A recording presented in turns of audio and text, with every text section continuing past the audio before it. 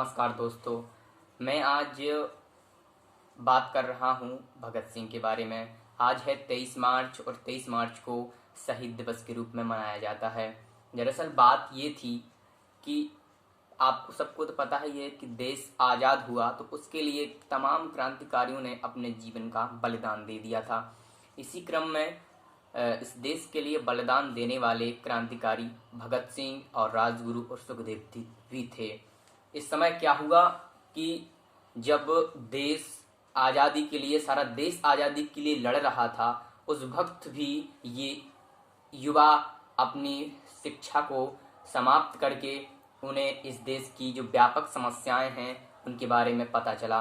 क्योंकि आप सब लोग जानते हैं कि जो देश में वर्तमान समय में जो समस्याएं चलती रहती हैं उनको गंभीर रूप से जो संभालने की कोशिश करता है वो आज का युवा ही करता है। जैसे कि हम लोग आज के समय में हैं, उसी समय जब देश आज़ादी के लिए लड़ रहा था तब ये लोग नौजवान उस वक्त अपने आप को आज़ादी की लड़ाई में झोंके हुए थे। इसी क्रम में ब्रिटिश सरकार ये राजगुरु भगत सिंह और जो है इतने अच्छे क्रांतिकारी थे कि इन लोगों को अपने जीवन की बिल्कुल परवाह नहीं थी। केवल इनका जीवन का ही उद्देश्य था कि हमें देश को आज़ाद कराना है। तो इन लोगों ने तमाम आंदोलन निकाले, जन आंदोलन निकाले, जिससे कि देश को आज़ादी मिल सके। और ब्रिटिश सरकार इनसे इतनी ज़्यादा प्रभावित हो गई कि इनको झूठे कानूनों में फंसाने की कोशिश करने लगी। फिर एक वक्त क्या हुआ कि लाला लाजपत राय, जो कि महान क्रांतिकारी थे जिन्होंने अपने देश के लिए बहुत कुछ किया, उनकी मृत्यु सेंट्रल जेल में हो गई। तो इनका जो भगत सिंह थे वो इनसे बहुत ज़्यादा प्रभावित थे। तो भगत सिंह और राजगुरु और सुखदेव, इन तीनों ये लोग साथ रहते थे। इनको लगा कि जो जेल अधीक्षक है उन्हीं ने इसकी मृत्यु कर दी है। इसके बाद इन लोगों ने प्लानिंग से उस जेल अधीक्षक, ब्रिटिश जेल अधिकारी था, उसकी मृत्यु कर दी। ठीक है, मृत्यु कर दी कहने का मतलब उसका मर्डर कर दिया।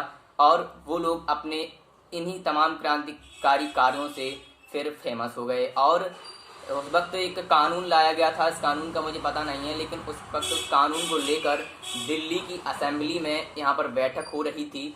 तो इन लोगों ने वहाँ पर आक्रोश कर दिया, आंदोलन कर दिया। और राजगुरु भगत सिंह और इन लोगों ने वहाँ पर बम फेंक दिया और वहाँ से भागे नहीं।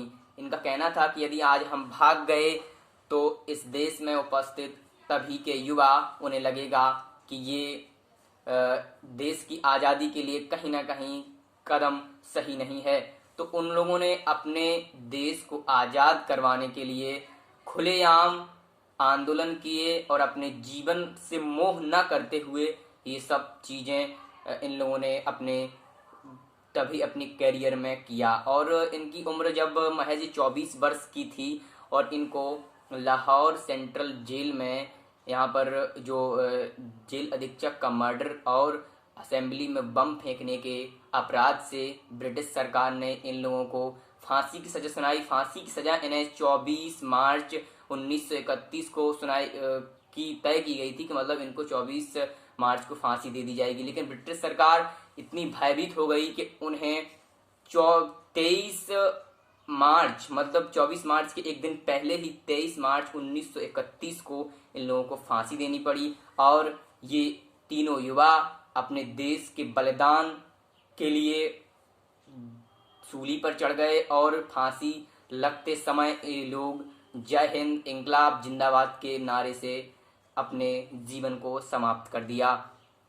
तो दोस्त, कहने का तात्पर्य है कि आज जो देश में जो भी समस्याएं चलती हैं उनको भली भांति यदि प्रभावी रूप से समझा जाए तो वो उस देश का युवा ही समझ सकता है।